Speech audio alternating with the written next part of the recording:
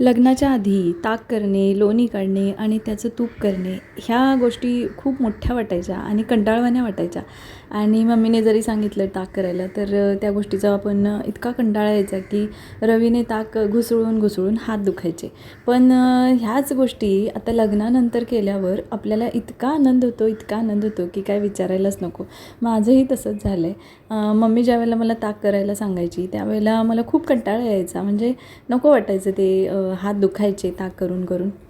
आत्ता मी जे बनवते तूप त्याची क्वांटिटी तर खूपच कमी आहे. पण मम्मी ज्या वेळेला बनवायची त्यावेळेला दरवेळेला आमच्या अर्धा लिटरची जी किटली असते ती किटली पूर्ण भरली जायची. आणि पण त्यावेळेला ना त्या गोष्टीचा आनंद किंवा ते जे कौतुक असतं ते कधी आम्हाला जाणवलंच नाही.